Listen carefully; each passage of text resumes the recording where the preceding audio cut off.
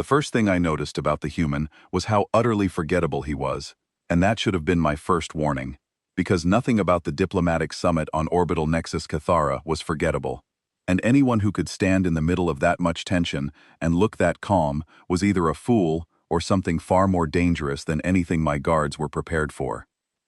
My name is Valith Soren, heir to the throne of the Sorani Dominion, third largest military power in the local cluster, and I had been sent to this station to negotiate access rights to the Ashenmere Corridor on behalf of my father, the Sovereign.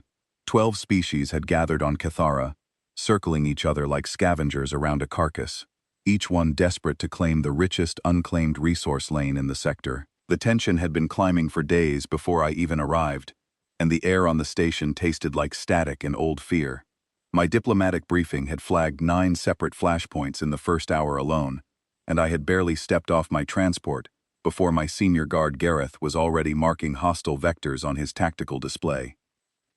I brought 4 of my best guards, each one trained in close protection since childhood, each one carrying enough weaponry to hold a corridor against a full boarding party. The Galactic Compact, the bureaucratic body that administered these summits, had assigned me an additional security liaison from their observer corps as part of the standard protection package offered to high-value diplomatic principals. I expected a seasoned operative, someone with experience managing multi-species flashpoints, someone who had navigated the political currents of at least half a dozen prior summits and understood the difference between a Vraxith bluff and a Vraxith promise, someone who matched the gravity of my mission and my title. Instead, they sent me Declan Hale, human, trainee. I read his file twice because I thought there had been a clerical error. There was almost nothing in it. Name, species designation, assignment date, and the word trainee in the rank field. No combat certifications, no prior deployments, no commendations. No disciplinary notes, no fitness evaluations, no psychological profile, no specialization codes, no language qualifications. He was a blank page in a galaxy that wrote everything down and filed it in triplicate, and the blankness itself should have told me something important, but I was too focused on what was missing to consider why it might be missing. He arrived at my delegation quarters 40 minutes before the opening session, which itself was irritating because punctuality in the Compact Observer Corps was supposed to be precise, not early. Early suggested eagerness, and eagerness in a security liaison suggested inexperience. He wore a plain gray uniform with a single identification band on his wrist, the kind of standard-issue outfit that supply departments handed to personnel who did not rate customization. No visible weapons, no armor plating, no augmentation scars, no cybernetic enhancements, no tactical harness, no communication earpiece. He carried nothing on his person that suggested he had ever been in a situation where carrying something might matter. He was average height by human standards, with brown hair cut short and gray eyes that moved slowly across the room before settling on me. He stood in the doorway for a moment, his posture relaxed, his hands at his sides, and I would later realize that in that single glance, he had catalogued every exit, every piece of furniture that could serve as cover, and the exact positions of all 4 of my armed guards, their weapon types, and their firing lines. But at the time, it just looked like a man taking in his surroundings with mild curiosity. He offered a slight nod, not a bow, which my station demanded from foreign liaisons presenting themselves to royal authority. Not a salute, which his service should have required when reporting to a designated principal. Just a nod, as if we were colleagues meeting at a trading post to discuss something of moderate importance. "Princess Saran," he said. "Declan Hale, Compact Observer Corps. I have been assigned as your security liaison for the duration of the summit." His voice was quiet and even, no inflection, no attempt to impress. Most people who met me for the first time carried some measure of anxiety, either from the weight of my political title or from the 4 armed guards standing behind me with their hands on their weapons. Declan carried nothing. He stood in my doorway as though the room behind him and the room ahead of him were equally uninteresting, and he was simply passing through. I did not hide my disappointment. "I requested an experienced operative. Your file lists you as a trainee." "It does," he said. "Is that accurate?" "My file is what it is, Princess." That answer told me nothing, and I suspected that was deliberate. but I did not have the time or the political bandwidth to argue with the compact's staffing decisions. The opening session was in less than an hour. I assigned Declan to walk 3 paces behind me at all times, and told him to stay quiet unless directly spoken to. He agreed without a flicker of resistance, and I forgot about him almost immediately. That was my mistake, the first of many, and the most costly. We moved through the station's main corridor toward the summit hall, and the route took us past a common junction where several delegations converged. The corridor was wide enough for 3 species to walk abreast, designed for the kind of controlled mixing that summits required, but the atmosphere was anything but controlled. Groups of delegates moved in tight formations, their security details orbiting them like nervous satellites, and the air carried the chemical signatures of half a dozen species experiencing varying degrees of anxiety. A Korath data broker stood at one junction, running probability calculations on 4 separate holographic displays, while his bodyguards scanned the crowd with weapons barely concealed beneath diplomatic cloaks. A pair of Draveni officers walked in rigid lockstep, their ceremonial armor polished to a mirror finish that turned their bodies into reflective threat displays. A group of Kethrani mercenaries occupied one side of the passage, 5 of them, each over 6 feet of scaled muscle and bone ridges, their bodies built for close-quarters violence, and their reputation built on enjoying it. They worked as private security for 3 different minor delegations, which meant they were well-armed and had no allegiance that could keep them disciplined. The largest of them saw our party approaching and shifted his weight into the center of the corridor, not quite blocking our path but making it narrow enough that someone would have to yield. Gareth's hand went to his sidearm. My other guards tensed. Declan moved. He did not speed up, did not change his expression, did not reach for anything. He simply adjusted his position from 3 paces behind me to 2 paces beside me, placing himself between my left side and the Kethrani. He kept walking at exactly the same pace, his hands still at his sides, his eyes forward. The Kethrani mercenary shifted, not dramatically. He did not step aside or drop his posture. He just adjusted his trajectory by half a stride, enough to open the corridor, and our party passed without contact. The mercenary's ridged brow creased as we moved past, and his flat black eyes tracked Declan for several seconds with an expression I could not read at the time, but would later come to recognize.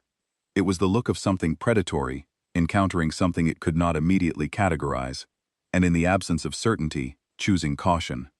I dismissed it. A coincidence of timing, a mercenary choosing the smarter path, nothing more. The summit hall on Cathara was a vast circular chamber, with tiered seating, arranged around a central speaking platform. The ceiling was transparent, offering a view of the stars and the various diplomatic vessels holding station outside the orbital, their running lights blinking in the darkness like scattered embers. Each delegation had its own section, separated by transparent barriers that were meant to symbolize openness and trust, but actually functioned as military-grade blast shielding, rated for medium-yield explosives. I had attended enough of these gatherings to understand the architecture of false peace. I took my seat and scanned the room the way my father had taught me, starting with the weakest delegations and working toward the strongest. The Palathi collective was clustered in the far tier, their ambassador's translucent fins pressed flat against her skull in obvious anxiety. The Draveni hegemony had brought their war minister instead of their ambassador, which told me they expected the talks to fail. The Korath Trade Guild occupied 3 sections and had more lawyers than diplomats, and directly across from me, filling the largest delegation space with their massive frames, sat the Vraxith. The Vraxith dominance was the reason everyone in that room was afraid, even if most of them would never admit it. They were apex predators in the most literal biological sense, the product of 400 million years of evolutionary refinement on one of the most hostile worlds in the known galaxy. Each Vraxith warrior stood over 7 feet tall, covered in overlapping dark chitin plating that could deflect standard projectile fire. They had 4 arms ending in retractable claws capable of shearing through hull metal, faces dominated by serrated mandibles that could crush bone, and 4 eyes, 2 large forward-facing ones for predatory depth perception, and 2 smaller peripheral ones that tracked movement independently and without conscious control. They were built to hunt, to catch, and to consume, and they had been doing all 3 across the galaxy for longer than most civilizations had maintained written records. Their delegation was led by warlord Sakaar, and even among the Vraxith, Sakaar was something terrible. He stood nearly 8 feet tall, with chitons scarred from decades of combat, and one secondary eye replaced by a dark sensor implant. He had killed a trade representative from the Mellory Combine during the last summit over a disagreement about mineral rights, and the Compact's formal protest had accomplished nothing because the Vraxith did not recognize authority they could not defeat in single combat. Everyone gave the Vraxith space. Everyone avoided their eyes. The entire diplomatic balance of the Ashenmere negotiations rested on the simple understanding that the Vraxith could take whatever they wanted by force, and the rest of us were here to negotiate for whatever they decided to leave behind. I refused to accept that, which was why my father had sent me instead of a career diplomat. Career diplomats knew when to fold. I did not. The opening ceremonies began. Each delegation filed past the central platform to register their claims. It was slow and theatrical, and I used the time to study body language. The Palathi were submissive, the Korath were calculating, the Draveni were rigid with hostility. Then something happened that I almost missed. As our delegation crossed the platform, walking past the Vraxith section, I felt Declan shift his position behind me. He moved from 3 paces back to 2, placing himself slightly between me and the Vraxith seating. It was subtle, the kind of adjustment a professional bodyguard makes without thinking. But then I looked at the Vraxith. Sakaar was watching us pass. His primary eyes were on me, cataloging me as a political entity. But his secondary eyes, the peripheral ones that tracked threats involuntarily, the ones wired directly into the deep predatory brain structures that governed survival responses, were locked on Declan, and they stayed locked on him for 3 full seconds as we passed. 3 seconds. Vraxith's secondary eyes do not linger. They track movement and danger the way a heart pumps blood, without conscious control. They do not spend 3 seconds on a trainee in a gray uniform carrying no weapons. Sakaar's mandibles twitched. Once. A micro-expression I recognized from my behavioral studies. Reassessment. Something had registered on the warlord's threat index and been filed away for later evaluation. I glanced back at Declan. He was walking calmly, hands behind his back, face utterly unremarkable. The most boring person in the room. I told myself it was coincidence. I told myself Sakaar's attention had been on me. I told myself a Vraxith warlord had no reason to notice a human trainee. None of it sat right. But I had a summit to navigate, so I pushed the thought aside. Declan took his position behind me, silent and still, and the session began. And somewhere in the back of my mind, a question was forming. A simple question that would take me 4 more days to answer. What does an apex predator see when it looks at a human? I spent the first full day of negotiations building a coalition, and I spent most of it failing. The Ashenmere corridor held 3 confirmed rare mineral deposits, 2 navigable transit lanes that would cut cross-sector travel by 40%, and at least 1 ancient alien ruin that the Korath believed contained recoverable technology worth more than some planetary economies. The Vraxith had the military strength to simply take it all. My job was to convince enough smaller powers to band together so that the collective cost of Vraxith aggression would outweigh the prize. Every conversation was layered with subtext. Every handshake carried the weight of unspoken threats. I moved through the summit's back channels with discipline, smiling at the Korath, deferring to the Draveni war minister, reassuring the Palathi ambassador, never showing fear, never showing desperation. Declan followed me through all of it like a shadow. He walked behind me, stood against walls during private meetings, and did not speak unless spoken to. He did not fidget, did not check devices, did not shift his weight from foot to foot the way bored soldiers always did. He simply existed in my peripheral vision. So quiet that I sometimes forgot he was there, until I turned and found his gray eyes watching the room with that same calm, unhurried patience. I continued to treat him as furniture. That assessment cracked during my meeting with Ambassador Sethali of the Palathi Collective. Sethali was in worse shape than at the opening ceremony. Her translucent fins were pressed so flat against her skull that they were nearly invisible, and her voice trembled with the high-frequency pitch that prey species produce when they can smell something predatory nearby. The Vraxith had visited her delegation the previous night. An informal visit, she said. Cultural exchange, officially. 3 warriors had stood in her quarters and described the killing of the Mellory representative in precise sensory detail. The sounds, the duration, the specific biological mechanisms, and then let her imagination apply those details to her own body. They were very specific, Princess, she whispered, her 3-fingered hands trembling against the conference table, very thorough in their description. Intimidation, I said. Standard Vraxith tactics. If we unify our positions, they cannot afford to threaten all of us simultaneously.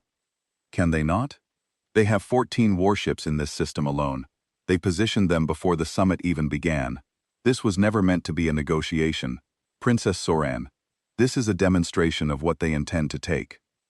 She was right, but I could not afford to agree with her, because the moment I validated her fear, I would lose her entirely. I was searching for the right response when Declan spoke from the corner of the room. The Vraxith supply corridor to the Ashenmere sector runs through the Veloth Narrows, he said, his voice quiet and unhurried. Their 14 warships require resupply every 31 standard days. Fuel, ammunition, biological sustenance. The supply convoys transit through the Narrows, which is a gravitational choke point 7 light minutes wide. It can be interdicted by a force 1/5 the size of their fleet. If a coalition held the Narrows, those warships become a liability within a month. An unsupplied fleet is not a threat. It is a countdown. The room went silent. Sethali stared at him. I stared at him. He sat in his chair against the wall, his posture unchanged, looking at neither of us, as though he had mentioned the weather, rather than dismantling the Vraxith strategic position with a single observation. That analysis required access to classified Vraxith fleet logistics data, knowledge of gravitational choke point dynamics, and the ability to calculate force ratios against supply chain vulnerabilities in real time. That was not something a trainee did. That was something a senior strategic analyst with military intelligence clearance produced after weeks of study. And he had done it in one sentence from a chair in the corner. Sethali's fins slowly lifted from her skull. The equation in her mind shifted. The Vraxith were not invincible. They were a supply chain with weapons attached. She left with a tentative commitment to continue discussions, and the moment the door closed, I turned on Declan. Where did you learn that? Observation. That was classified fleet disposition analysis. The Veloth Narrows transit schedule is restricted military intelligence. Where did you access it? I read a lot, Princess. His expression did not change. His heart rate, which my Serani bioscanner could detect through dermal thermal patterns, did not change either. He was either telling the truth, or he was so practiced at lying that his autonomic nervous system did not register the deception. Neither possibility was comforting. I told myself I would deal with him later, and moved on to my next meeting. The second crack came that evening. I had scheduled a private conversation with the Draveni War Minister, hoping to find common ground between our military postures, and the route to his quarters took me through a secondary corridor on the station's mid-level. Gareth was leading our formation, 1 guard on each flank, 1 trailing, and Declan walking at his customary 3 paces behind me. A Vraxith sub-commander stepped out of a junction ahead of us, alone. 7 feet of dark chitin, mandibles half spread in a passive threat display, secondary eyes scanning our formation with rapid, involuntary twitches. He positioned himself in the center of the corridor and waited. Gareth stopped. His hand went to his weapon. The flanking guards fanned out. I could feel their pulse rates spiking through their armor sensors. Princess Soran, the Vraxith said, his voice a deep, grinding bass that I felt in my ribcage. Warlord Sekharar sends his respects and his counsel. The Serani coalition efforts have been noted. The Warlord suggests that the Serani Dominion reconsider its position before the negotiations reach a stage where reconsideration becomes impossible. I will take his counsel under advisement, I said. My voice was steady, but my hearts were beating fast. The Vraxith sub-commander was built to kill things like me. His claws could open my torso in a single swipe. His mandibles could sever my neck before my guards could draw. He took a step forward, a single step, but it closed distance, and his mandibles spread wider, revealing the serrated inner edges. A dominance display, predator to prey. His primary eyes locked on mine, and I saw in them the ancient biological contempt that the Vraxith felt for every species that was not them. We were not negotiating partners. We were food that had been temporarily granted the privilege of speech.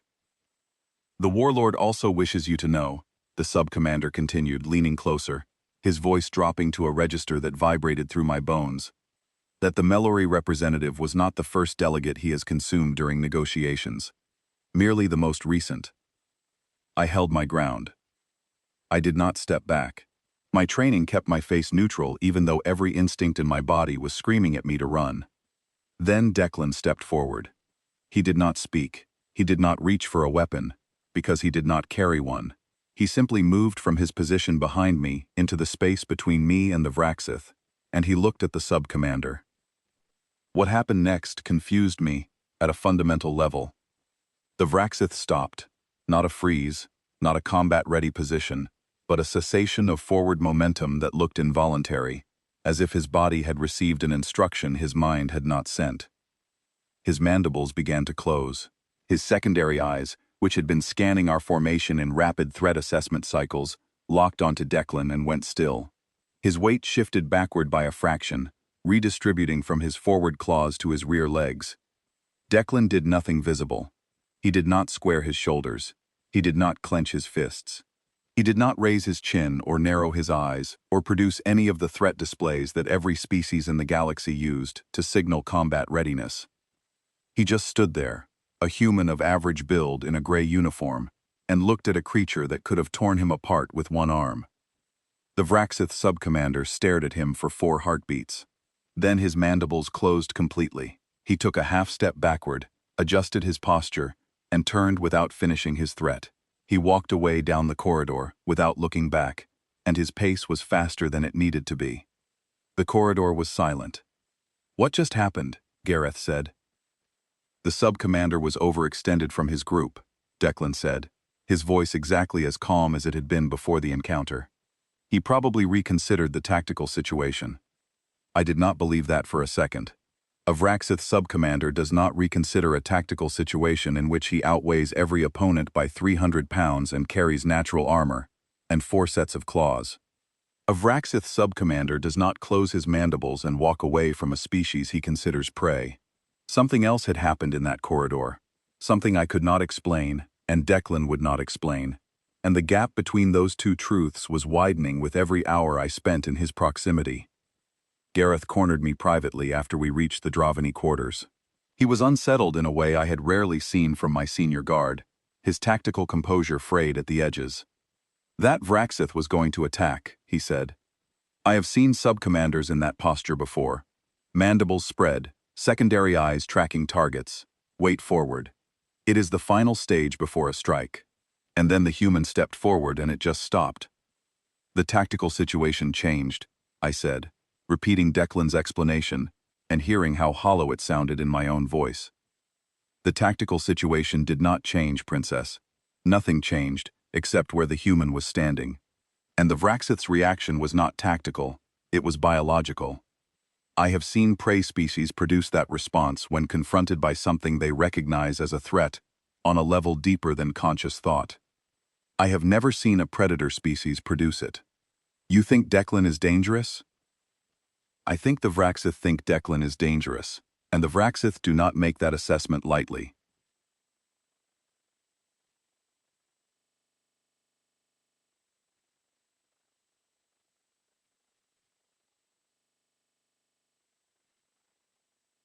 I dismissed his concerns, but I did not dismiss his observation. And after that, I began watching Declan more carefully.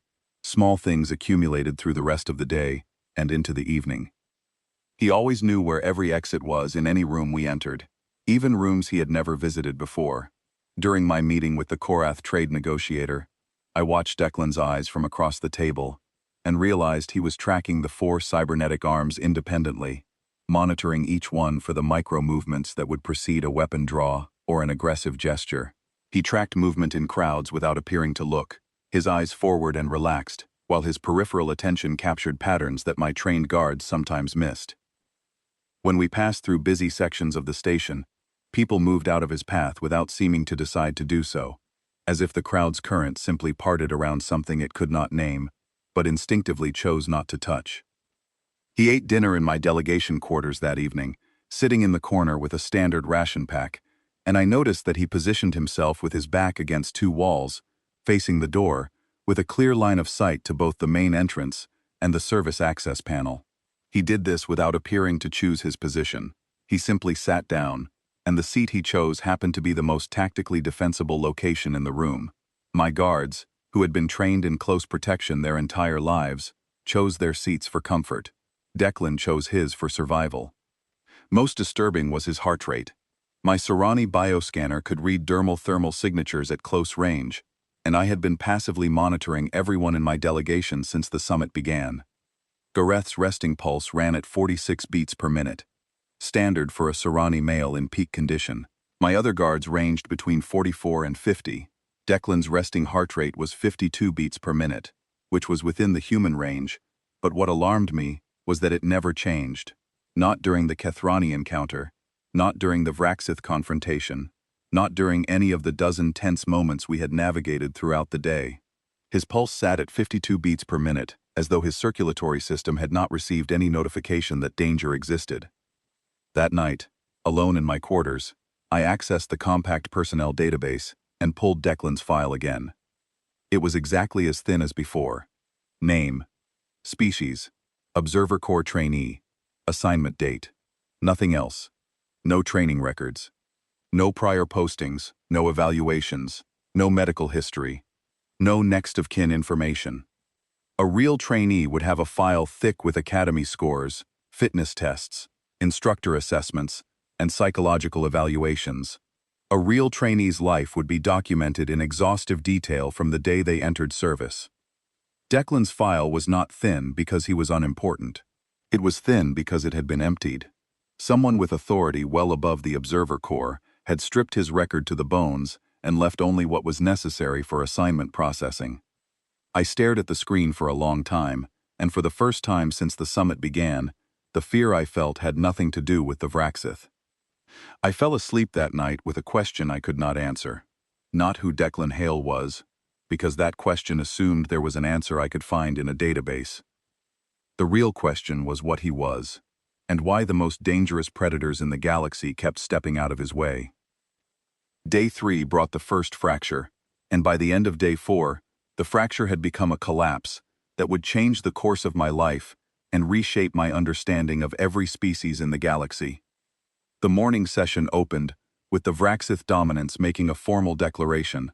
Warlord Sekhar stood at the central platform, nearly 8 feet of scarred chitin and ancient violence, and announced that the Vraxith were withdrawing from negotiations.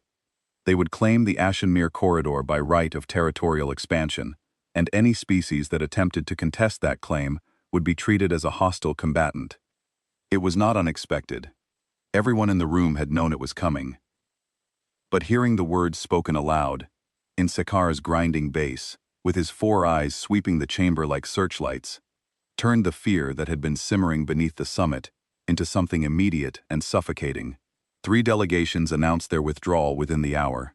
The Palathi ambassador, whose fins had been slowly rising since my meeting with her, pressed them flat again and sent me a private communication that read simply, "I am sorry, Princess." By midday, only the Serani Dominion, the Draveni Hegemony, and the Korath Trade Guild maintained their claims. The Draveni War Minister was angry but practical. He told me privately that his fleet could not engage the Vraxith without allies, and the allies had all left. The Korath lead negotiator, buried in his data streams, calculated the cost-benefit ratio of continued resistance and declared it unfavorable. I refused to withdraw. My father's orders were clear: secure Serani access to the Ashenmere corridor. I had been raised to believe that Serani royalty did not retreat from threats, that our blood carried the weight of our word, and that the throne I would one day inherit demanded more from me than the safe calculation of when to fold.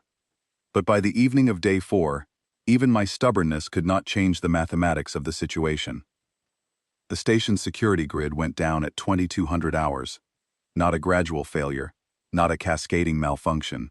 A simultaneous shutdown of every surveillance system, every automated defense, every locked bulkhead, and every communication relay on orbital Nexus Cathara. The station went dark for 3 seconds, then emergency lighting engaged, painting every corridor in red. I knew immediately what had happened. This was not a malfunction. This was the second phase of a plan that had begun the moment Sekajer walked out of the summit. They sabotaged the grid, I said to Gareth, and I could hear the calm in my own voice, and knew it was manufactured. A brittle shell over a core of genuine terror. Confirmed, Gareth said, his tactical display flickering with dead zones. Station security is non-functional. Communications are jammed on all frequencies. The docking ring is reporting lockdown, but I have no way to verify. We are isolated. My 4 guards formed up around me. They were good soldiers, trained and brave, and I could see the fear in their movements. Not fear of the situation, but fear of what was coming through those corridors. The Vraxith had not brought a diplomatic delegation. They had brought a strike force in diplomatic clothing, and without the station's security grid to enforce the peace, there was nothing between them and every unarmed delegate on Cathara. An emergency evacuation alert began broadcasting on the station's internal speakers, automated, triggered by the grid failure. But the docking ring was compromised. The evacuation had nowhere to go. The alert kept repeating on a 30-second cycle. A calm, synthesized voice, directing delegates to proceed to rally points that were almost certainly being swept by Vraxith warriors. The irony was brutal. The safety system designed to save lives was now a beacon, drawing frightened delegates out of hiding and toward the places where the predators were waiting. I could hear the distant sounds of what happened when delegates followed those instructions. Through the bulkheads, muffled by metal and distance but still recognizable, the sounds of species encountering violence they were not equipped to survive. A Palathi distress call, high and keening. A crash of something heavy, meeting something fragile. Then, silence, which was worse than any sound. "We need to move," Gareth said. "Standard evacuation protocol, rally at the nearest secure point, and hold for extraction." "Agreed," I said, and I was halfway through the word when Declan spoke. Not the nearest secure point. His voice was the same quiet tone it had always been, but something in it had changed. Not louder, not sharper. Something beneath the words, like a frequency I could feel in my chest rather than hear with my ears. "The emergency rally points are the first places they will sweep. Vraxith hunting doctrine clears predictable ground first. You go where they expect, you die." I looked at him. He was standing in the same relaxed posture he had maintained since the day he arrived, hands at his sides, gray eyes moving across the room. But those eyes were different now. They were not polite anymore. They were not mild. They were calculating distances and angles and threat vectors with a speed and precision that made my trained guards look clumsy. "How do you know Vraxith hunting doctrine?" Gareth demanded. Declan did not answer the question. "Maintenance corridor. Deck 3, Section 7. Access through the ventilation service hatch in this room's eastern wall. It connects to a secondary utility trunk that runs parallel to the main corridors without sharing access points. The Vraxith will clear the primary corridors first, then the rally points, then begin systematic sweeps of secondary corridors. The utility trunk is tertiary infrastructure. It will be hours before they reach it." Gareth looked at me. I looked at Declan. In the red emergency lighting, his face was all planes and shadows, and for the first time, I saw him not as a forgettable human in a gray uniform, but as something else entirely. Something that had been watching and waiting and mapping this station since the moment he set foot on it, preparing for exactly this scenario while I dismissed him as irrelevant. "How do you know the maintenance layout of this station?" I asked. "I walked it on day 1, he said. "While you were reviewing briefing documents, I mapped the station's interior structure, including service corridors, maintenance trunks, ventilation access points, and emergency infrastructure. The first morning, when I thought he had been wandering aimlessly, when I had been annoyed at his absence and assumed he was lost or lazy, he had been memorizing every corridor, every junction, every hatch, and every blind spot on the entire station. On the first day, before anything had happened, before there was any reason to prepare for a crisis, unless he had known the crisis was coming. "Move," he said. and the word carried an authority that had nothing to do with rank, nothing to do with the trainee designation on his empty file. It was the authority of someone who had been in situations like this before, who knew what came next, and who intended to make sure we survived it. My guards moved. They did not look to me for confirmation first. They responded to the command in his voice, like soldiers responding to a superior officer they recognized at a level deeper than rank insignia. Gareth popped the ventilation service hatch, checked the space beyond, and waved us through. We moved through the maintenance trunk in single file, the red emergency lighting replaced by the dim blue of service illumination. The corridor was narrow, barely wide enough for two of my guards walking abreast, and the air tasted of recycled coolant and old metal. Declan moved at the front, navigating without hesitation, taking turns and junctions with the confidence of someone following a map he had committed to memory days ago. Behind us, through the walls and decking, I could hear sounds that made my blood run cold. Heavy footsteps, the click of Vraxith claws on metal flooring, distant screams, cut short, from species I recognized by the frequency of their distress calls, the Pelothi. The sound was distinctive and terrible, a high keening wail that stopped abruptly, and in the silence that followed, I heard the grinding of Vraxith mandibles. "Faster," Declan said, without turning around. We encountered the hunting party 12 minutes into our transit. 3 Vraxith warriors appeared at a junction ahead of us, their massive bodies filling the corridor, their chitin gleaming under the blue service lights. They were clearing the maintenance level faster than Declan had predicted. One of them held a Palathi diplomat's identification badge in its upper right claw, the metal smeared with something translucent and wet. Gareth opened fire. The corridor erupted with the high-pitched whine of Serani pulse weapons, bolts of concentrated energy slamming into the lead Vraxith's chitin plating. The impacts scorched the surface but did not penetrate. The warriors surged forward, 4 arms spread wide, claws extended, mandibles open, and the corridor compressed the violence into something intimate and inescapable. Gareth went down first. A Vraxith claw caught him across the chest plate, shearing through his armor and sending him into the wall with enough force to dent the bulkhead. My second guard, Neller, fired point-blank into the lead warrior's face, cracking one of its primary eyes. The Vraxith screamed, a sound like tearing metal, and drove 2 claws through Neller's torso. I drew my sidearm and fired. The bolt hit the second Vraxith in the joint between its shoulder and upper arm, and the creature snarled but kept coming. My remaining 2 guards engaged the third warrior, and the corridor became a chaos of flashing weapons, chitin on metal impacts, and the wet sounds of biological damage. Then Declan moved. I would struggle for the rest of my life to describe what I saw, because it happened at a speed and with a precision that my visual processing struggled to track. He did not run forward, he flowed, his body covering the distance between our position and the first Vraxith, with a motion that was closer to water finding its path downhill than to any combat movement I had ever studied. He reached the lead warrior, the one with the cracked eye, and his hands found the gaps in its chitin with surgical accuracy.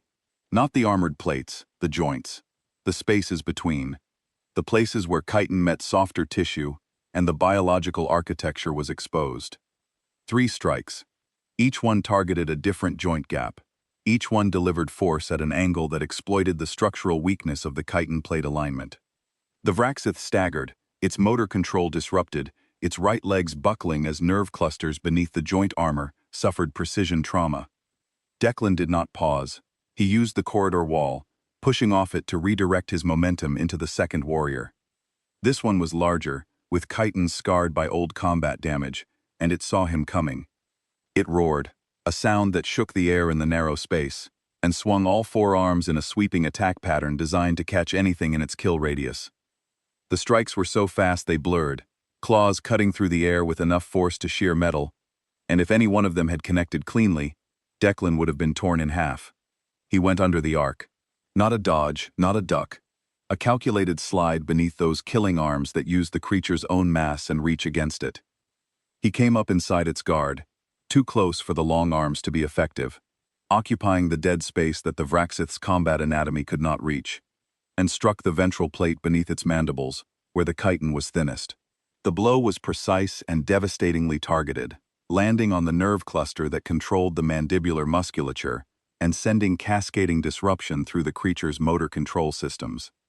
The Vraxith made a sound I had never heard from that species, a choking, gasping rattle that spoke to damage in areas their bodies were not built to protect. The third Vraxith had pinned one of my guards against the wall. Declan reached it in 2 strides, grabbed the edge of its dorsal chitin plate, used it as a handhold to swing himself onto the creature's back, and drove his elbow into the base of its skull where the spinal nerve trunk connected to the brainstem. The Vraxith dropped, not gradually, not with a stagger. It dropped like something whose power supply had been disconnected, all 7 feet and 400 pounds of it collapsing to the deck in an instant. Total elapsed time, from Declan's first movement to the last Vraxith hitting the floor, 11 seconds. 3 apex predator warriors, each capable of killing a roomful of most species, neutralized by a man who was not even breathing hard. The corridor was silent, except for the groaning of the fallen Vraxith and the labored breathing of my injured guards. Gareth was alive, but badly wounded. His chest plate cracked, 3 ribs broken beneath it. Neller was dead. The other 2 guards were battered but functional. Declan picked up a Vraxith weapon from the deck, a heavy claw blade designed for a creature with twice his grip strength. He checked it with the familiar ease of someone who had handled Vraxith weapons before, tested the edge, adjusted his grip, and tucked it into his belt. "We need to move," he said. I stared at him. My surviving guards stared at him. The red-blue emergency lighting painted his face in alternating colors, and his expression was exactly as unremarkable as it had been when he first walked into my quarters and nodded instead of bowed. "Who are you?" I said. He looked at me for a long moment, and I saw something shift behind his gray eyes.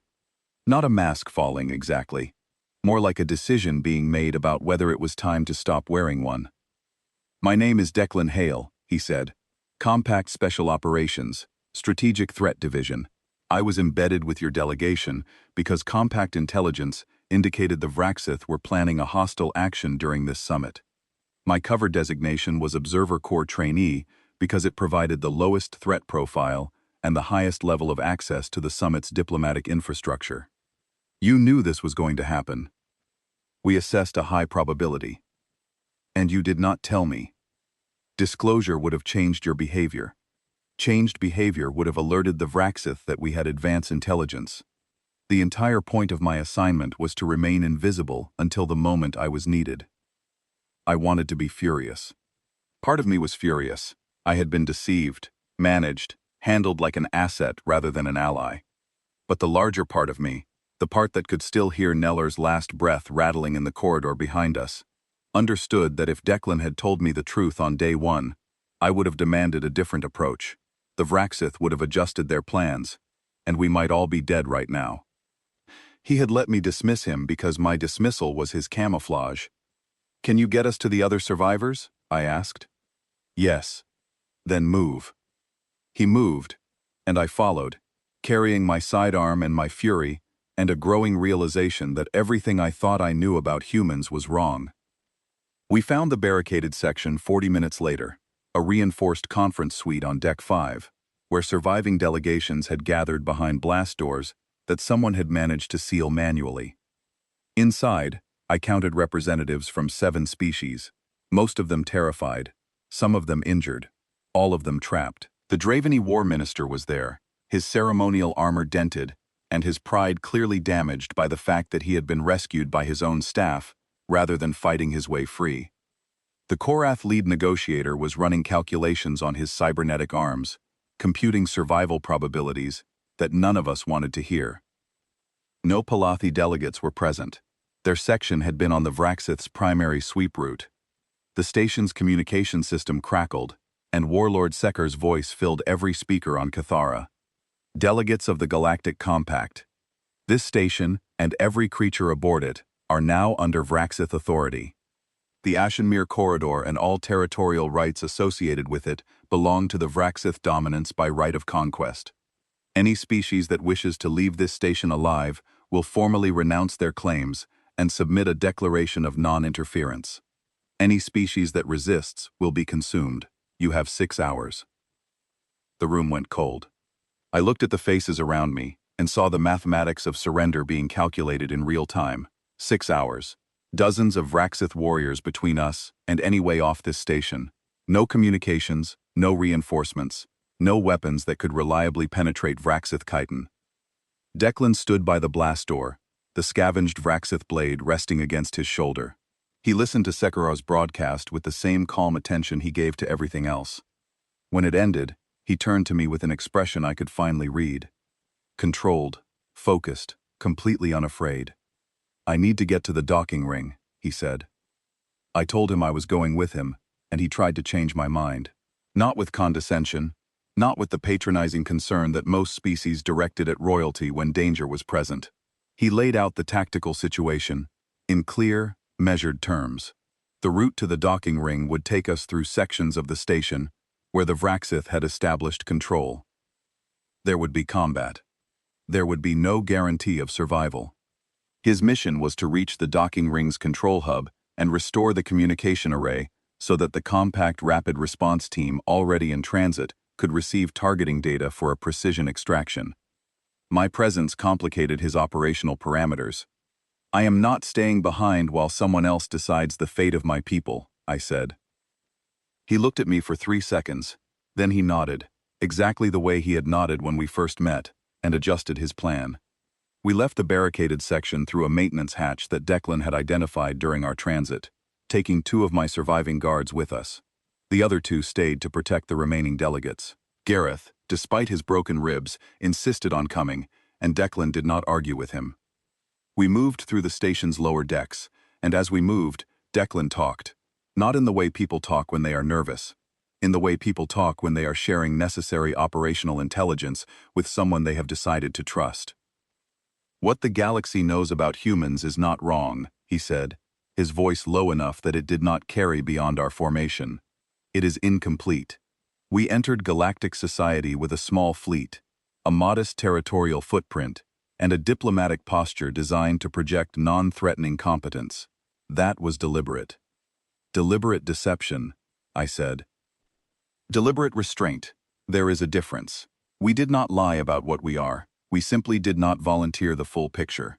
The galaxy is a complicated environment. Species that arrive announcing their capabilities tend to attract the kind of attention that forces them to use those capabilities before they are ready." "And what capabilities did you not volunteer?" He paused at a junction, checked both directions, then moved left. "Humans evolved on a world designated Category 12 on the Compact Habitability Index, the highest survivable rating. Our homeworld has extreme temperature variations, tectonic instability, atmospheric storms capable of leveling structures, and a biosphere in which nearly every organism is in a constant state of evolutionary competition with every other organism. The survival pressure on our world did not produce specialists. It produced generalists, adapters, creatures that could survive anything, because they had been forced to survive everything. Many species come from hostile worlds," I said. "The Vraxith homeworld is a Category 9. "The Vraxith are sprint predators," Declan said. "Their evolutionary strategy is explosive power. They are faster than almost anything in the galaxy over short distances. Their chitin armor makes them nearly impervious to casual damage. Their 4 arms give them a combat advantage against any species that evolved with 2. They are, by any reasonable measure, the perfect ambush predator. Fast, armored, lethal." "And humans?" He stopped at another junction. Ahead, I could hear the distant sound of Vraxith claws on metal, a patrol moving through the corridors above us. He waited until the sound faded, then continued moving. "Humans are persistence predators," he said. "We do not outrun our prey.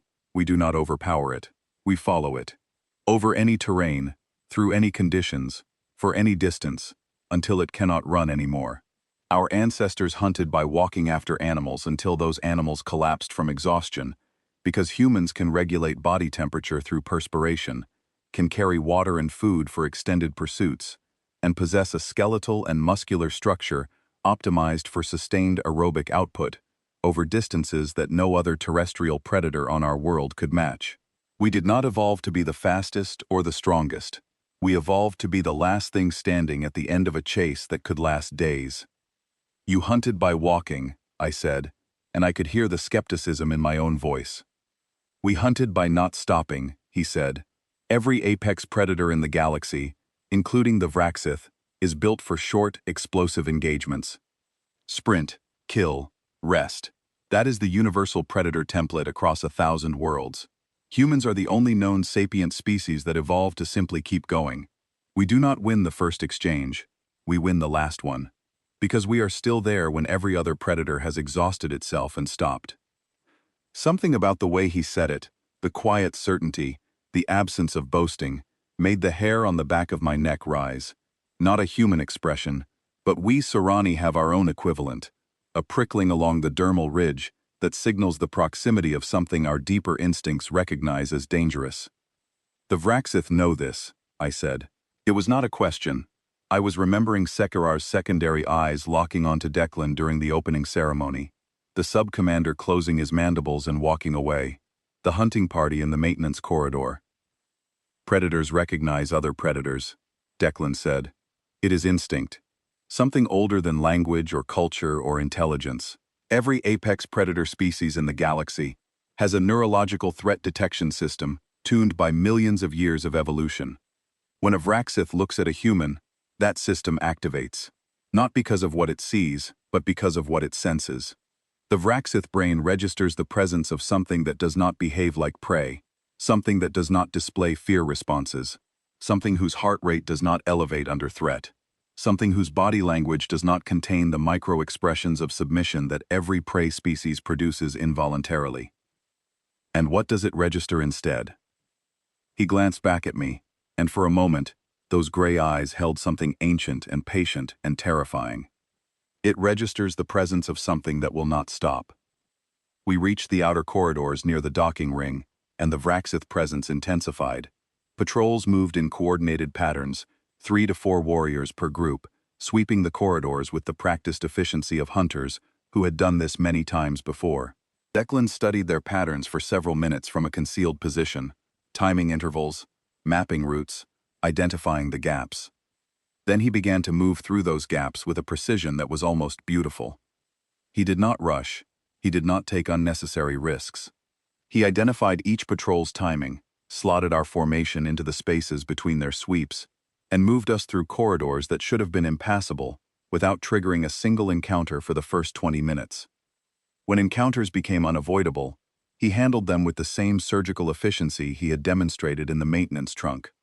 Each engagement was short, targeted, and controlled. He did not fight the Vraxith the way they expected to be fought. He did not meet their speed with speed, or their strength with strength.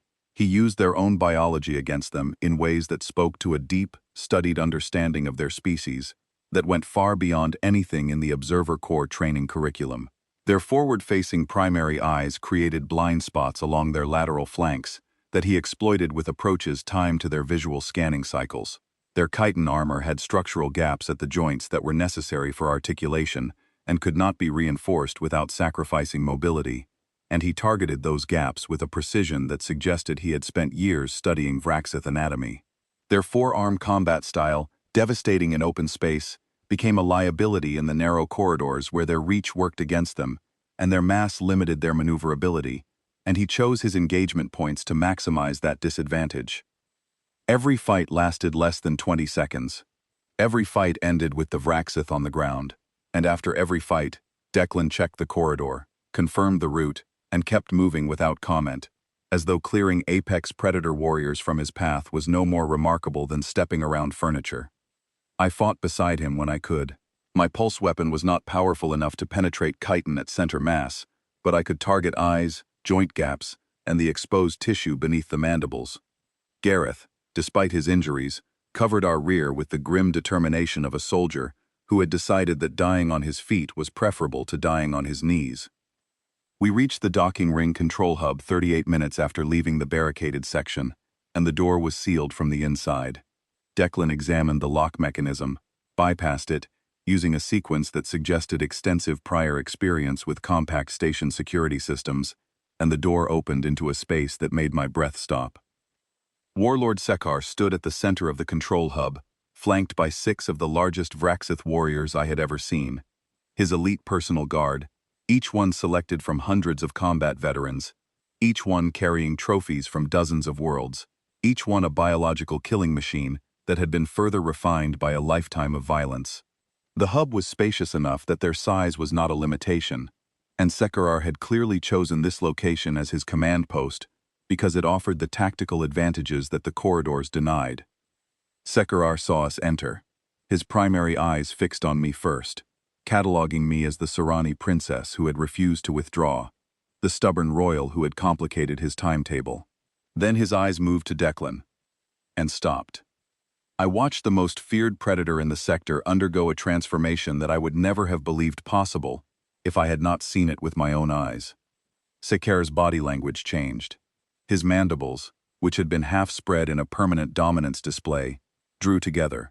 His forward posture, the aggressive lean of a creature that saw everything in front of it as either prey or an obstacle, shifted backward by a degree so slight that most species would have missed it. His secondary eyes, the involuntary ones, the ones wired into the deepest structures of his predator brain, locked onto Declan and did not move. His elite guard felt it too. 6 warriors, the most dangerous Vraxith alive outside of Sekar himself, adjusted their weight distribution by a fraction of an inch, shifting from forward to neutral, from attack ready to assessment. It was not retreat. It was the biological precursor to retreat, the unconscious preparation of predator bodies that had detected something their conscious minds had not yet processed. Sekar spoke, not in the common trade language, in the Vraxith tongue, a grinding, resonant language that vibrated through the deck plates and carried frequencies that most species could not hear but could feel in their visceral organs. Declan answered in the same language, fluently. I did not speak Vraxith, but Gareth's tactical system had a rudimentary translation function, and it fed me fragments of the exchange. Sekar, I know what you are. Your kind smells like endurance and death. Why did they send only one? Declan, one is enough. And I watched 6 elite Vraxith warriors shift their weight backward another fraction of an inch. The control hub was large enough for the confrontation to breathe, and that was the worst part, because it meant I could see everything clearly. Sekar stood at the center of his command element, nearly 8 feet of scarred chitin and brutal biological engineering, and Declan stood 15 feet from him, holding a scavenged Vraxith blade that looked like a toy in the context of what it was meant to oppose. My 2 guards flanked me at the edge of the room, weapons raised, and I could feel through the dermal temperature readings that their pulse rates were in the range that indicated imminent cardiovascular distress. Sekar studied Declan the way I had seen him study everything since the summit began. With predatory patience, threat assessment, biological calculus, but for the first time, the calculation did not produce the result I expected. He did not dismiss. He did not advance. He evaluated, and the evaluation did not resolve. Your species hides behind small ships and quiet words, Sekar said, still in Vraxith, the translation crawling across Gareth's tactical display in fragmented text. The galaxy thinks you are nothing. A minor species that arrived yesterday and learned to be polite. But my blood tells me something different. My blood tells me you are old. Older than your ships, and your words suggest. Your blood is not wrong, Declan said. Then why do you hide? Because the galaxy is not ready to know what we are. And because we prefer to choose our moments rather than have them chosen for us. Sekar's mandibles parted slightly, not a threat display, but something closer to the Vraxith equivalent of dark amusement. You chose this moment, 1 human, against a warlord and 6 of my finest. Either you are insane, or you have already won, and I have not yet realized it. I triggered a secondary communication beacon during our transit through the maintenance corridors, Declan said, his voice carrying the same conversational calm he used for everything.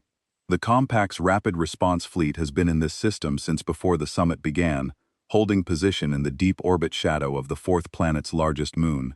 Your sensor net did not detect them because human stealth architecture operates on principles your technology is not calibrated to identify.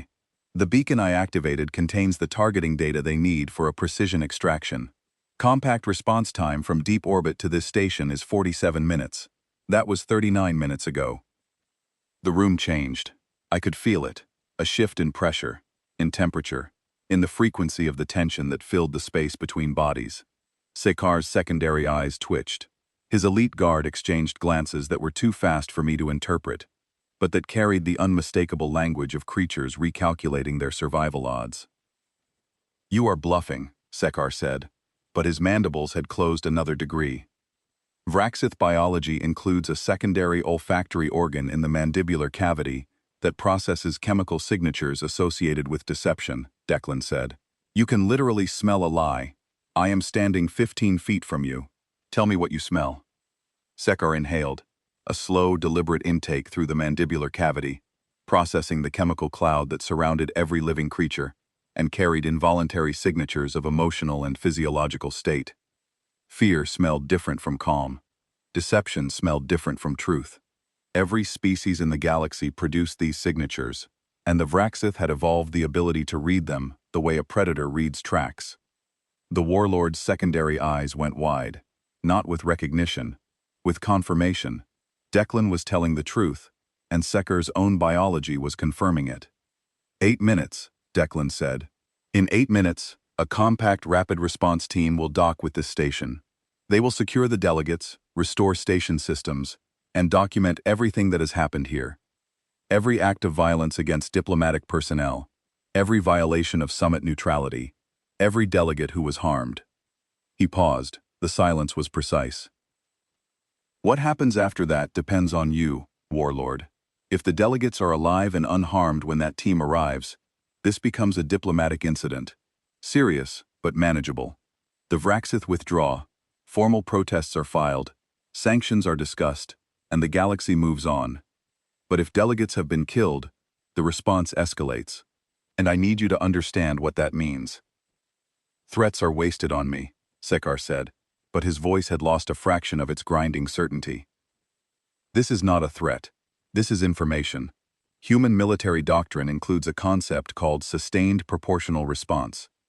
When a hostile action results in the death of protected personnel, human command authority authorizes a response proportional to the loss, sustained until the threat is neutralized. Not a single battle, not a single campaign, a sustained, unrelenting application of force across whatever timeline is necessary. We do not win the first engagement. We win the last one because we do not stop." He let the words settle. Every predator in the room processed them through the lens of their own biology, and I could see the ancient recognition moving through their bodies like current through water. "Your species is built for the sprint," Declan said. "Explosive power, devastating force, short engagements. You are the most formidable ambush predators in the galaxy, and I mean that without irony. But you are sprint predators, Warlord, and we are not. If this becomes a war, you will be faster than us. You will be stronger than us. You will win the first battle, and the second, and possibly the 10th. And then you will tire. Your supply chains will stretch. Your warriors will exhaust. Your population will feel the weight of sustained conflict, and we will still be coming. A year from now, 5 years, 20, we will still be coming, because that is what we are. That is what persistence means. Not speed, not strength, endurance. The absolute, biological refusal to stop." Sekar stared at him. The warlord's massive frame was still, and in that stillness, I could see the war between pride and instinct playing out behind his armored face. Pride said he was Sekar, warlord of the Vraxith dominance, undefeated in single combat, unchallengeable in his authority. Instinct, older and deeper, and wired into neural structures that predated consciousness itself, said something else entirely. "Prove it," Sekar said. "Not with words, with blood." A dominance challenge. The Vraxith way, the only currency they truly respected. Declan set down the scavenged blade. He rolled his shoulders once, a small human gesture that I had seen him make exactly never in the 4 days I had known him. Then he walked forward, unarmed, toward a creature that could crush his skull with one hand. Sekar struck first. He was blindingly fast. Faster than any creature that size had a right to be. His upper right arm swept in a lateral claw strike that covered the distance between them in a fraction of a second. Declan moved, not backward, sideways, slipping the arc of the claw by inches that felt like miles. Sekar followed with his lower arms. A rising double strike aimed at the torso. Declan twisted, absorbed a glancing blow on his left forearm that I heard crack from across the room, and continued moving. The warlord pressed the advantage with the ferocity of a creature that had never been challenged, and refused to accept that this moment would be the first. 4 arms, each one capable of independent targeting, each one carrying enough force to breach hull plating. He combined strikes in patterns that no two-armed species could replicate, upper arms sweeping laterally, while lower arms drove upward in synchronized attacks that covered every evasion angle. He was a whirlwind of chitin and claws and predatory fury, and the control hub rang with the sound of his strikes hitting the deck, the walls, the equipment consoles, each miss tearing metal and scattering sparks across the floor. He was faster than Declan, stronger than Declan, more heavily armored than anything Declan could have faced in any training scenario, because there was nothing in any training facility in the galaxy that replicated a Vraxith warlord in full combat. Sekar was not just a warrior. He was the culmination of his species, the apex of the apex, and he fought with the absolute certainty of a creature that had killed everything it had ever fought. And Declan kept moving, not retreating, not dodging, moving. There was a difference, and I saw it in the pattern of his footwork, in the way he maintained distance without yielding ground, in the way he circled rather than backed up. He was not trying to escape Sekar's range. He was staying inside it, staying close enough that the warlord had to keep attacking, keep spending energy, keep driving those massive arms through arcs that consumed more fuel with every swing. Sekar landed hits. A claw caught Declan across the ribs, and I heard the sound of bones breaking. A backhand from a lower arm slammed him into a console hard enough to dent the casing. An overhead strike opened a gash across his shoulder that soaked his gray uniform dark. Any one of those impacts would have killed a Pelathi, crippled a Draveni, put a Korath down for good. Declan absorbed them, staggered, bled, and came back forward. Always forward. The fight lasted 4 minutes, and in those 4 minutes, I understood what Declan had told me about persistence predators in a way that words could never have conveyed. Sekar was magnificent. He was everything the Vraxith had spent 400 million years becoming. Fast, devastating, terrifying, a perfect killing machine, operating at the peak of its biological potential. And he was slowing down. Not dramatically, not obviously. A fraction of a second longer between strike combinations. A marginally wider stance as his legs compensated for the lactic acid building in muscles designed for 30-second engagements.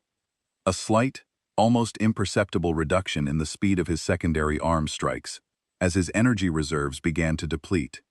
Sprint predator biology burning fuel at a rate that could not be sustained. Declan was not slowing down. His heart rate, which I could still read through my bioscanner, had risen from 52 to 68 beats per minute. Elevated, but nowhere near distress. His movements were exactly as measured as they had been in the first second of the fight. He was bleeding, broken, battered by impacts that would have killed a less durable creature, and he was still coming forward with the same patient, relentless pressure that his ancestors had used to walk animals to death across the savannas of a world that the galaxy classified as barely survivable. I saw the moment Sekar understood. It was not a dramatic realization. It was a biological one.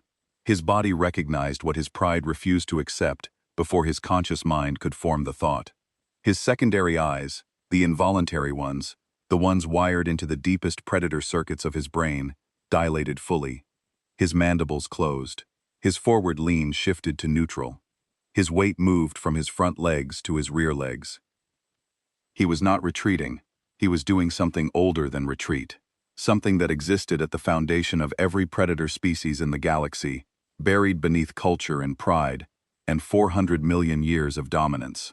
His biology was telling him, in a language that predated thought itself, that the creature in front of him was not something he could outlast, was not something that would stop, was not something that would break, or tire, or yield.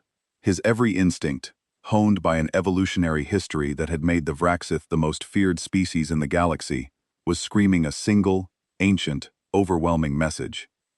This is not prey, and you cannot win. Sekar stepped back. 1 step, then 2.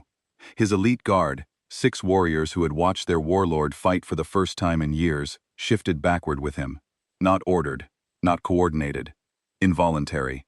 Their predator neurology was reaching the same conclusion through the same ancient channels, and their bodies were responding before their minds could override the signal. 6 apex predator warriors, each one capable of devastating violence, yielded ground to a single injured human who had not raised his voice once. Declan stood in the center of the control hub, breathing steadily, bleeding from a dozen wounds, one arm hanging at an angle that indicated multiple fractures, and he did not advance. He did not press. He did not display triumph or rage or dominance. He stood still and waited, because the persistence was the point. He had demonstrated what he was, and now he was giving Sekar the space to decide what to do about it. "The fleet arrives in 3 minutes, Declan said. His voice was calm. "I am offering you a framework, Warlord. The Vraxith dominance withdraws from this station to reassess strategic positioning in the Ashenmere sector. No surrender, no capitulation. A tactical withdrawal to evaluate new intelligence.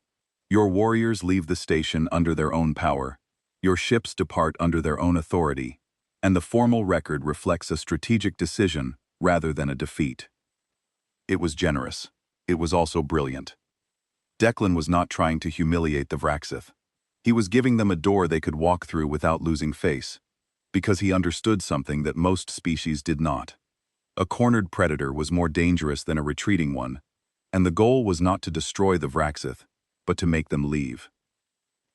Sekar looked at him for a long time. The warlord's eyes, all 4 of them, were fixed on Declan, with an intensity that carried something I had never expected to see from a Vraxith. Not respect, exactly. Recognition.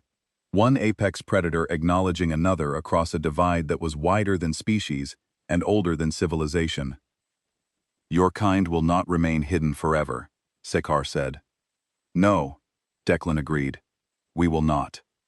And when the galaxy learns what you are, we intend to have enough allies by then that the revelation is a comfort rather than a threat." Another long silence.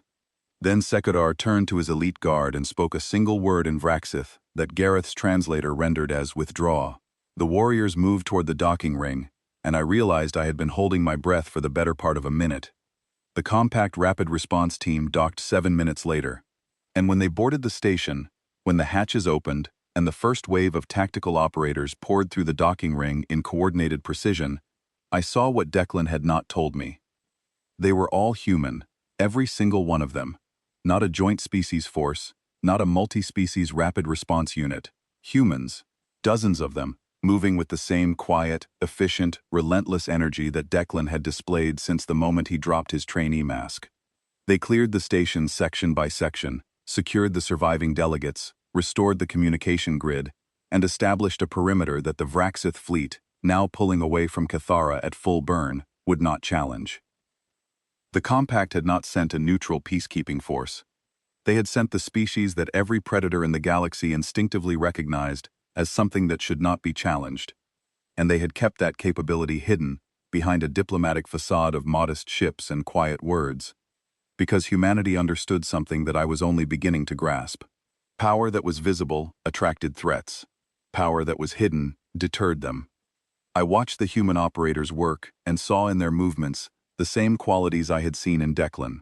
Quiet efficiency, no wasted energy, no displays of dominance or aggression. They moved through the station the way water moves through channels, finding the path of least resistance and filling every gap with a competence so thorough it was nearly invisible. They treated the surviving delegates with a gentleness that surprised me, guiding frightened Palathi survivors to medical stations, helping the Draveni war minister save face by framing his rescue as a strategic coordination. They managed the emotional aftermath as skillfully as they had managed the tactical intervention, and I realized that this was not just a military operation. It was a demonstration of the same principle Declan had embodied from the beginning, competence so deep it did not need to announce itself. I found Declan in the station's medical bay an hour later, sitting on an examination table while a human medic treated his injuries. 3 broken ribs, a fractured forearm, lacerations across his shoulder and torso, and contusions that would have put most species in emergency care for days. He was already moving to leave. "You should stay," the medic said. "I am fine," Declan said, and his heart rate was back at 52. I sat on the table beside him, My guards stood at the doorway, and for the first time since the summit began, I did not need them. "I owe you an apology," I said. "You do not. I dismissed you because you were human. I assumed your species was what the galaxy told me it was, a minor civilization still learning its place, because that was easier than questioning the narrative. I treated you as irrelevant, and my arrogance nearly got people killed." He looked at me, and the gray eyes were quiet again. The trainee mask was settling back into place, the unremarkable surface smoothing over whatever lived beneath it. But I had seen beneath it now, and I would never unsee it. "We prefer it this way," he said. "Being underestimated is a survival strategy in its own right. The galaxy's predators know what we are, because biology does not lie. Their instincts tell them, even when their culture says otherwise. Everyone else will figure it out eventually, but by then, we plan to have enough friends that the truth is welcome, rather than frightening." "Is that why you were really assigned to me?" I asked. "Not just protection, but to build a bridge to the Sorani Dominion?" He smiled. It was the first genuine smile I had seen from him, small and brief, and it transformed his face from forgettable to something else entirely. "Both," he said. "The protection was real, the assignment was real, but the compact does not waste operational assets on simple bodyguard duties. You are the heir to the third largest military power in the sector, Princess.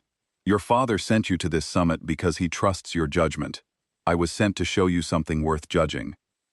You showed me more than you intended. I showed you exactly what I intended.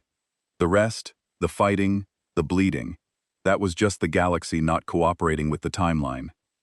I almost laughed. In the middle of a medical bay, on a station that still smelled like smoke and fear and Vraxith aggression, I almost laughed at a human making a dry observation about nearly dying. "When this is over," I said, "I will recommend to my father that the Sorani Dominion open formal alliance discussions with the human government." "I know," Declan said. "That was the other reason I was assigned to you." "You are infuriating. I have been told." The summit reconvened 3 days later, after the station had been repaired and the remaining delegations had processed what had happened. The Vraxith dominants did not return. Their fleet had withdrawn to their border territories, and the formal record listed it as a strategic repositioning, exactly the face-saving framework Declan had offered. The Ashenmere corridor was divided among the remaining claimants through negotiations that, without the shadow of Vraxith threats hanging over every session, were remarkably productive. I secured full Sorani access to 2 of the 3 mineral deposits and shared transit rights to both navigable lanes. My father sent me a private communication that contained only 2 words: "Well done." I took my seat as the Sorani representative on the final day. The chamber felt different now. The transparent barriers between delegation sections still functioned as blast shielding, but the tension that had pressed against them like something physical was gone. Delegates spoke in normal tones. The Korath lead negotiator processed his data streams with all 4 cybernetic arms, but his posture was relaxed, his calculations running on economic optimization rather than survival probability. The Trainee war minister sat with his ceremonial armor polished, but his expression carrying something I had not seen from him before, a grudging acknowledgement that sometimes the strongest force in a room was not the one wearing the most armor. Declan took his position behind me, quiet, unassuming, hands behind his back. A trainee. His gray uniform had been replaced with a fresh one, identical to the first, and his injuries were hidden beneath it. He looked exactly as forgettable as he had on the first day. Several delegates glanced at him and saw nothing. The Korath lead negotiator processed his image through 4 cybernetic data feeds and categorized him as low-priority background personnel. The Trainee war minister nodded at me and did not appear to notice the man behind me. But I noticed something else. Every predator species in the room, every delegate whose evolutionary heritage included hunting, chasing, killing, knew exactly where Declan was standing. The Kethrani mercenaries in the gallery tracked him without turning their heads. A Dorathi observer, a mid-tier predator from a high-gravity world, adjusted his seat to maintain line of sight. The remaining Vraxith diplomatic attaché, a junior official left behind to maintain formal presence, sat as far from Declan as the seating arrangement allowed, and his secondary eyes had not left the human since we entered the chamber. None of them would meet his eyes, not one. I smiled, and for the first time since I had arrived on orbital Nexus Cathara, for the first time in the entire summit, I felt perfectly safe. Not because of my guards, not because of my political title, not because of the Serani military might that backed my name. Because of the quiet human standing 3 paces behind me, patient and still, watching the room with gray eyes that missed nothing. And because somewhere in the deepest, oldest, most honest part of their predator brains, every dangerous creature in that chamber already knew what I had taken 4 days to learn. Some things do not need to announce what they are. The most dangerous things in the universe never do. They stand quietly, and they wait, and when the moment comes, they do not stop. They never stop.